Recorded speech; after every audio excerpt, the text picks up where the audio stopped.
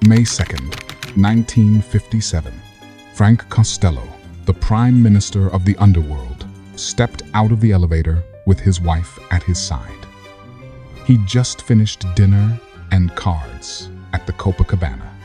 He was tired, a little drunk, and thinking about sleep, not bullets.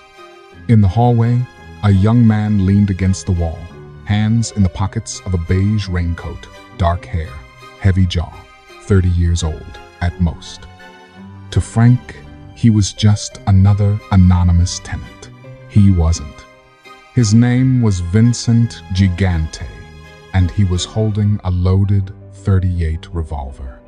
As Costello walked past, the young man pushed off the wall, took 2 quick steps, and said 4 words that would change both their lives.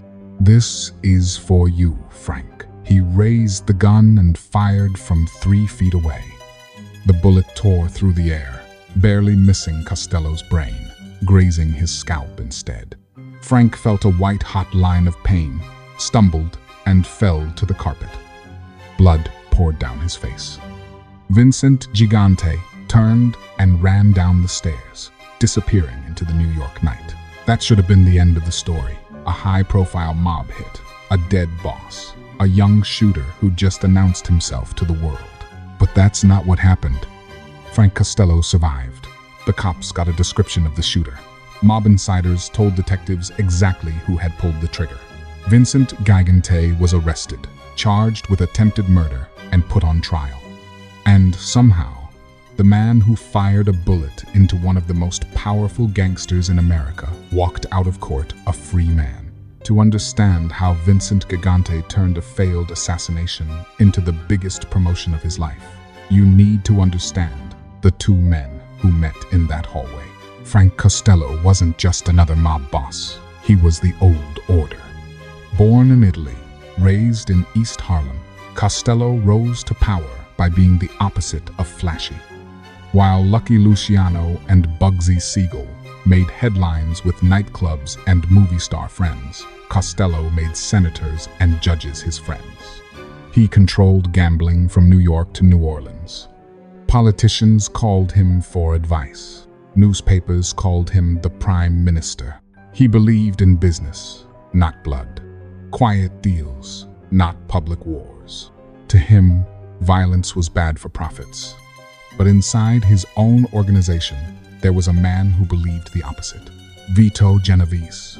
Genovese was from the old Sicilian school. To him, power didn't come from handshakes in Washington. It came from fear in the streets. He hated that Costello had turned the family into something like a corporation instead of an army. And he hated even more that Costello refused to step aside. By 1957, Vito Genovese had made up his mind. If he wanted the throne, Costello had to go. Not retired, gone. He just needed the right man to pull the trigger. Vincent Gigante was that man. Vincent wasn't a big name yet. On paper, he was a second-rate boxer with a losing record and a string of arrests for small-time jobs. In reality, he was already trusted muscle for Genovese. He'd grown up in Greenwich Village in a crowded tenement, playing stickball in the street and learning early that fists got you more respect than grades ever would. By his 20s, he was doing collections, driving getaway cars, and enforcing debts. He had 2 things Genovese liked. He was loyal and he was willing. When Vito needed somebody to send a message to Frank Costello, Vincent didn't ask questions. He took the gun, memorized the routine, and waited in that hallway. The shot he fired should have killed Costello. It didn't, but in the underworld, sometimes a near miss is enough.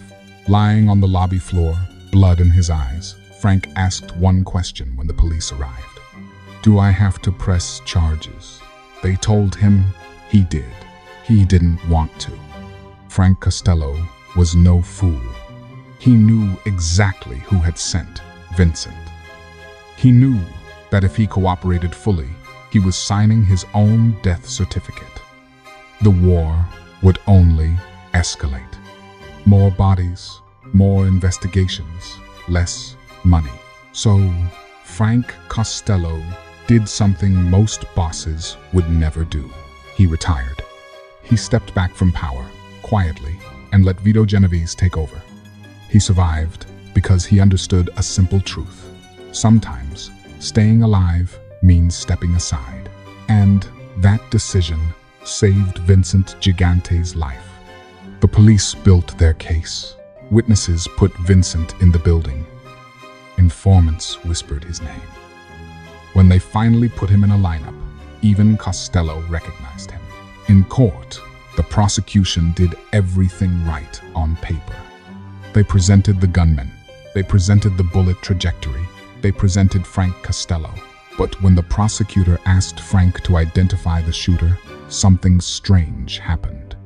Costello squinted at the defense table, looked at Vincent, looked away. He shifted in his seat. He hesitated. And then he said the words that made the courtroom gasp. "I can't be sure." The prosecutor tried again. "Mr.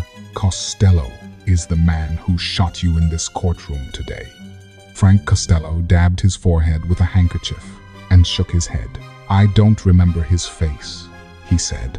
Everybody in that room knew he was lying. Frank Costello had run an empire on his memory. He forgot nothing. But on the record, under oath, he gave Vincent Gigante the greatest gift one mobster can give another: doubt. Without a solid identification, the defense went to work. Vincent's lawyer painted him as a small-time hood who was being framed to clear someone else. They hammered the lack of direct evidence. No fingerprints on the gun. No clear eyewitness who saw the trigger pulled.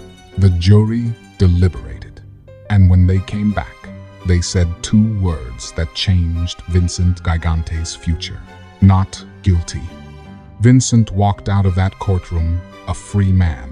In the street, that verdict didn't mean he was innocent. It meant something far more valuable. It meant he had done what Vito Genovese asked him to do. He'd put a bullet in Frank Costello's head close enough to send the message, but not enough to bring the whole city down on Genovese's organization. He'd kept his mouth shut. He'd taken the fall. He'd walked away without dragging anyone else in. In the logic of the underworld, that wasn't a failure. It was a resume. The attempted assassination told every mobster in New York 3 things about Vincent Gigante. He would do what had to be done. He would take the heat without talking.